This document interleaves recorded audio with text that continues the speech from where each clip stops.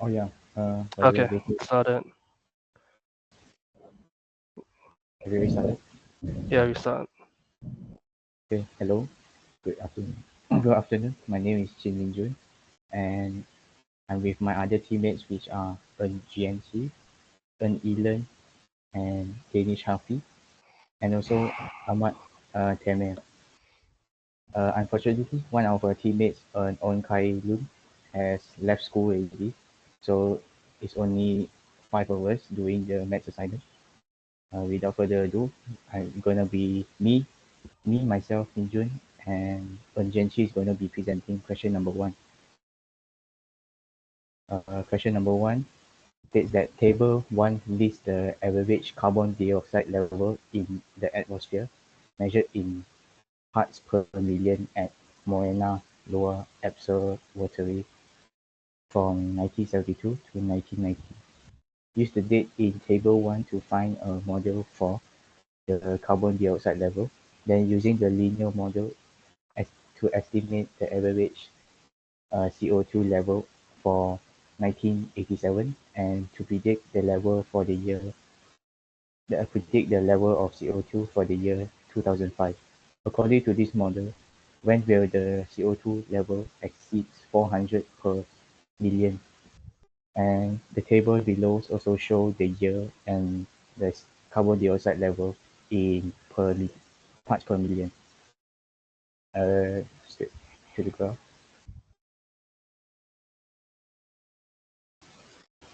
And here the tables uh, we made.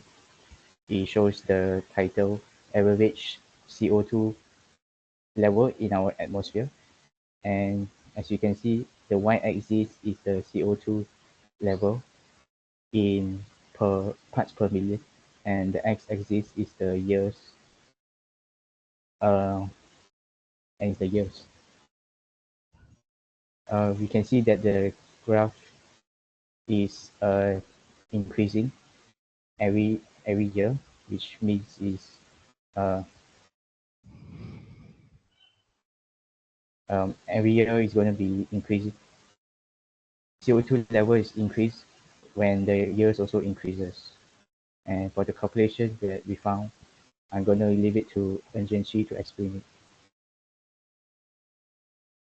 Using the linear model we obtained from the graph, which is 1.497x minus 2625.497, we are able to obtain the CO2 level for 1987 and 2005. Using y equals mx plus c, we just need to substitute the years into the x to find the CO2 level for that year. For 1987, it is 349.052. And substituting 2005 into the x, we get 375.998. In order to obtain the year that the CO2 level surpassed 400, we just need to substitute 400 into the y and calculate it. First, we need to move over the negative 2625 over to the left side and divide it by the slope, which is 1.497, and we are able to obtain the answer.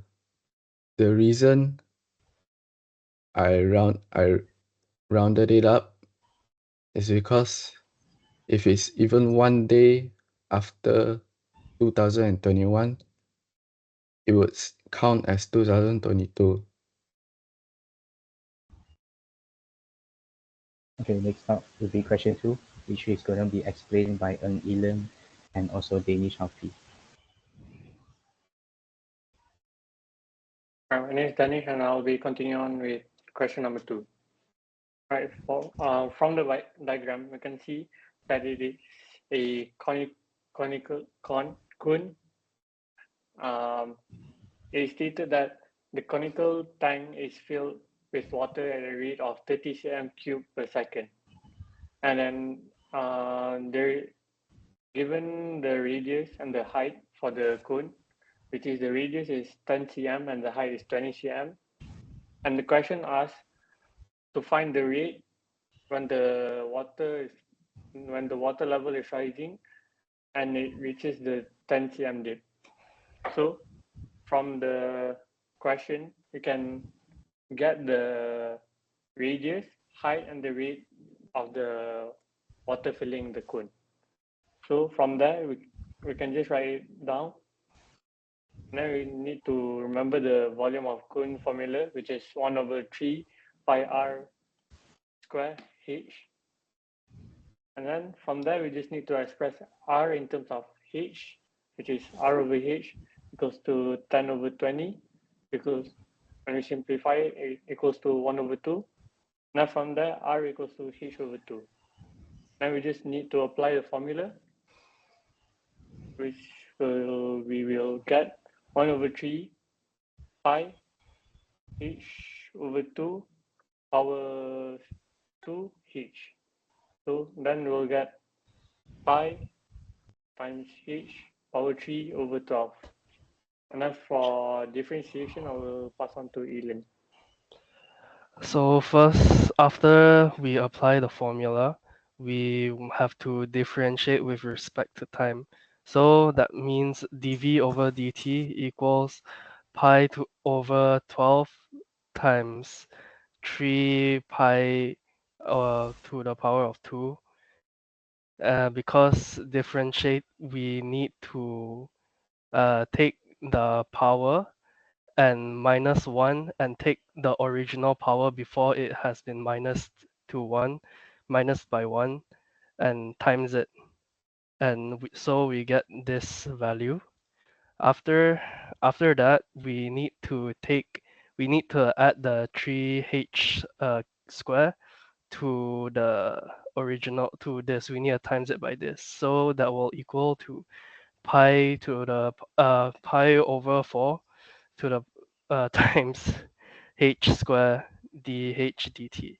So since dv dt is our rate, which is 30 cubic centimeter per second, we need to take this and add it, substitute this for 30 equals to the pi over 4 to the power times 10 squared, which is equals to 100. So this will be our resultant. So after that, we'll obtain this result, which is 30 equals 25 pi dh dt. Since we need to find the rate of the water level rising when the water is 10 centimeters deep, we will take this, the h, and times it by 10. So yeah, after that, we need to determine dh dt. So change this, switch position with 30. We will get 30 over 25 pi. And then if we simplify, it should be equal to 6 over 5 pi. And the answer should be approximately 0.382 centimeter per second. Now I will pass it on to Amir to explain the third question. Okay, so I'm Ahmed and I'll be explaining question number 3. Okay, so the distance traveled by blood at any time t can indeed be modeled as dt equals to 20 plus 5 sine 7.85 t into t. Explanation of the model: mean velocity. The term 20 centimeters per second represents the average velocity of blood flow. Then the pulsatile component, Vp sine 7.85t, the term 5 sine 7.85t adds the pulsatile variation to the velocity, simultaneing the rhythmic nature of blood flow due to the heartbeat. the amplitude of this variation is 5 centimeters per second. And the Aguirre frequency is equals to 7.85 rad per second. This frequency corresponds to a typical heart rate of about 75 beats per minute. The behavior of the model, distance calculation, the model allows you to compute the distance traveled by blood at any given time t. The variation with time, as time increases, the distance traveled varies not only with the linear increase due to the average velocity, but also with the periodic sine function, which reflects the versatile nature of blood flow. Okay, so the question wants me to find the velocity of blood flow. So I use the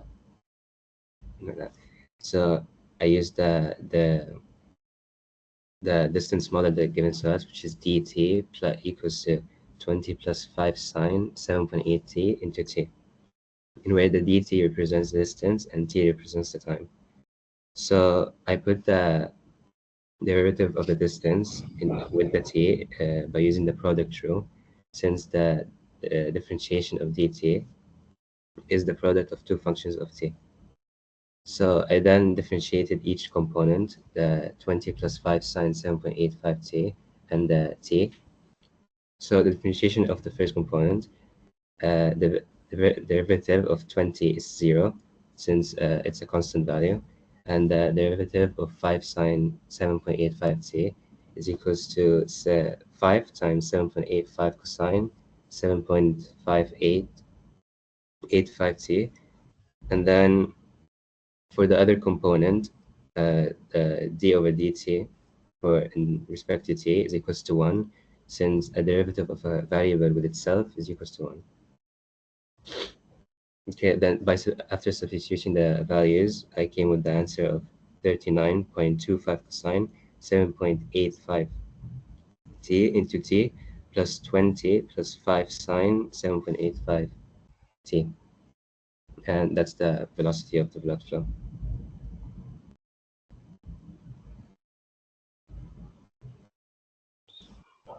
So that is all for our presentation. Thank you.